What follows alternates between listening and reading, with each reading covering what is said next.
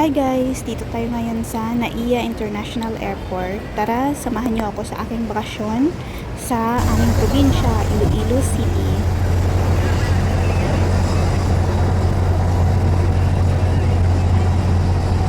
Sasakay na tayo ng eroplano guys.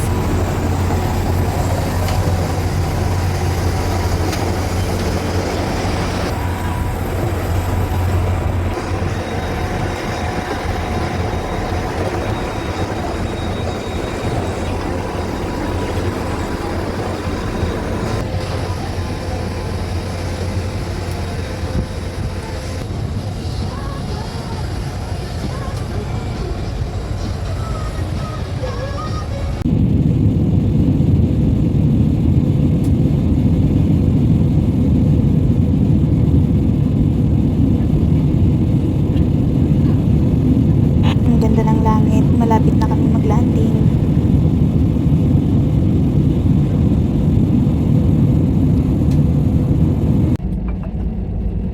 Yan, welcome to Iloilo City.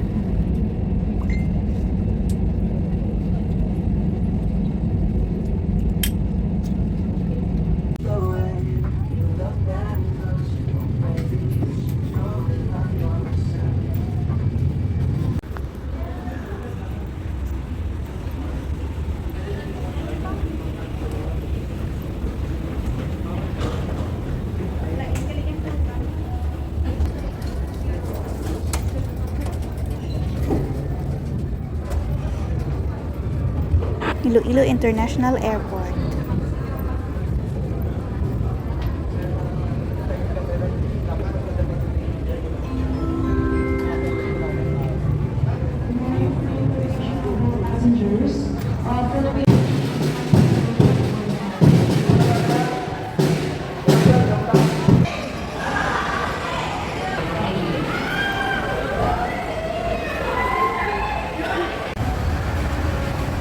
So bago tayo uuwi ng bayan namin, ipapasyal ko muna kayo dito sa Iloilo City, sa pinaka-city talaga.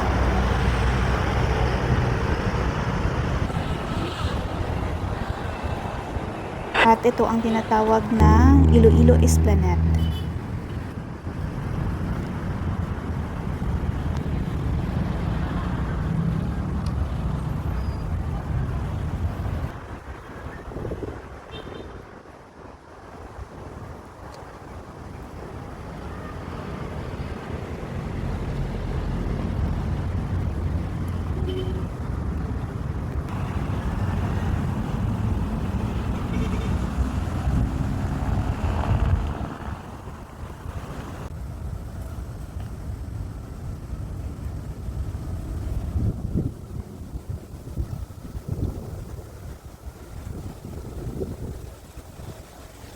Napakagandang lugar, ginagawang pasyalan ito at mga taong nagja-jogging every morning at hapon.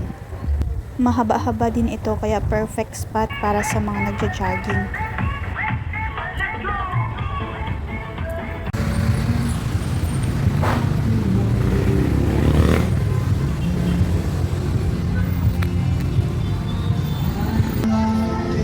So dito naman tayo ngayon sa isa sa mga sikat na simbahan dito sa Iloilo City, ang Molo Church.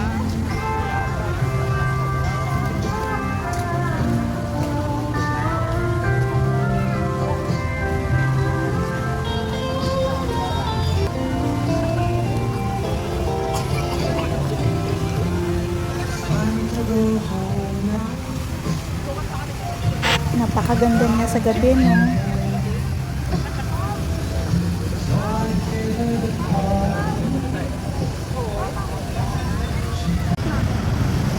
At sa tawid lang ng Molo Church ay ang Molo Mansion, isa na rin sa mga tourist spot dito sa Iloilo City.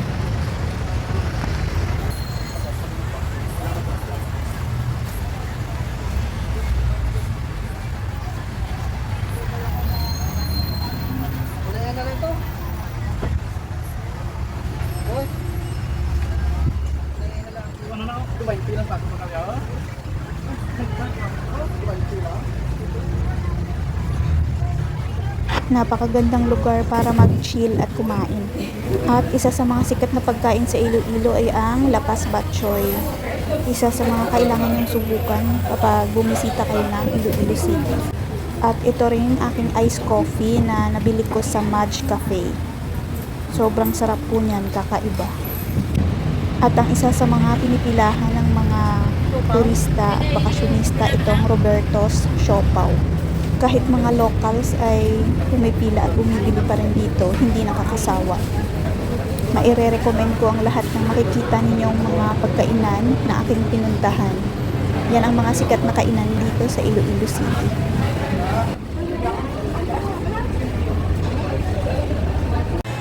At isa din itong masarap na kainan ang JD's Bake Shop. Dito ka makakabili ng mga pasalubong at mura lang din ang mga menu nila dyan. Sulit na, masarap pa. Pwede ka magpalagay ng dalawang aircon, gaya ng water heater mo. Ang JD's Bake Shop ay maraming branches yan. Kung gusto nyong mapuntahan, pwede nyong i-search lang sa Google. At isa sa mga paborito ko ang ginataang bilo-bilo. So dito na nagtatapos ang ating pamamasyal sa Iloilo City. Ngayon, nagta-travel na tayo para pauwi ng bayan. Abangan ang aking part 2 at doon ko naman kayo ipapasyal sa bayan namin at sa bahay namin sa bukid. Maraming salamat sa inyong pagtapos sa panonood. Babush! See you on my next video. Ingat palagi.